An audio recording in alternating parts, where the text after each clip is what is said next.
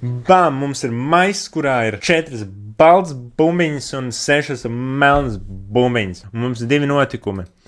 A notikums, kur pirmajā reizē izvilkta balta bumbiņa, un B, kur otrajā reizē ir izvilkta balta bumbiņa. Tātad, ko nozīmē P no A? Tas nozīmē varbūtība, ka notiks notikums A. Ja kāda varbūtība, ka pirmajā reizē tika izvilktā bumbiņa ir balta, jā, tad labvēlīgie pret visiem. Jā, tātad 4 baltās dalīts ar visām bumbiņām, kas ir maisā, jeb 10 bumbiņas. Jā, jo 4 baltas, 6 melnas. Tā varbūtība sanāk ir 40, jeb 0,4.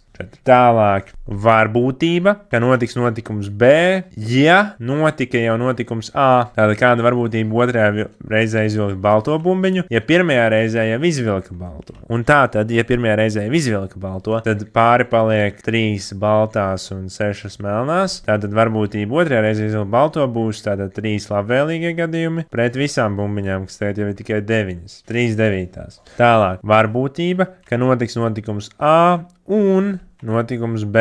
Tātad gan pirmā, gan otrā bumbiņa ir balta. Tātad tas, ko mēs darām, ir sareizinām šīs te varbūtības, un mēs dabūjam 4 desmitās reiz 3 devītās, ir 12 90. Izlot ar 6, mēs dabūjam 2 15. Tālāk, ko nozīmē, ja notikumam ir tāds jumtiņš uzlikts? Tas nozīmē pretējais notikums. Tāda varbūtība, ka izvilks nevis balto bumbiņu, bet tā kā pretējais notikums, ka izvilks melno bumbiņu. Tad varbūtība izvilkt melno bumbiņu. Pirmo būtu tātad 6 melnās, pret visām bumbiņām, kas ir 10, jeb 0,6. Tālāk, kāda varbūtība izvilkt otro balto bumbiņu, ja pirmā jau tika izvilkta melna. Tagad ir otrādāk, tātad pirmo izvilka melno, te būs 4 un 5. Tad labvēlīgie, ja baltās bumbiņas ir 4 un kopā bumbiņas ir 9. Tad 4 devītās. Un atkal mums prasa varbūtība, ka pirmo izvilks melno un otro balto. Tad mēs sareizinam P no A ar jumtiņu, P reiz B no A ar jumtiņu. Šādi te.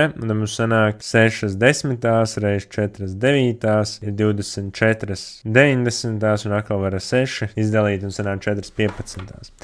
Un tad varbūtība, ka notiek notikums B, būtu, ka mēs saskaitām abus gadījumus, ja? Kad varbūtība, ka pirmajā balta, otrajā balta, un varbūtība, ka pirmajā melna un otrā balta. Šādi te. Un tādā veidā mēs varam iegūt varbūtību, izvilkt otrajā reizē baltu bumbiņu. Un noslēgumā, kāda varbūtība, ka pirmo izvilka balto, ja zināms, ka otro izvilka balto. Tātad, ja mums pirmajā reizē aizsedz acis, bet otrajā reizē mums atļauj apstīties, un mēs zinām tikai to, ka otrā bumbiņa ir balta. Tad kāda varbūtība, ka arī pirmā bija balta? Un kā mēs to darām, ir varbūtība, ka izvilka abas baltas, dalīts ar varbūtību, ka otrā ir balta. Ja? Un tad mēs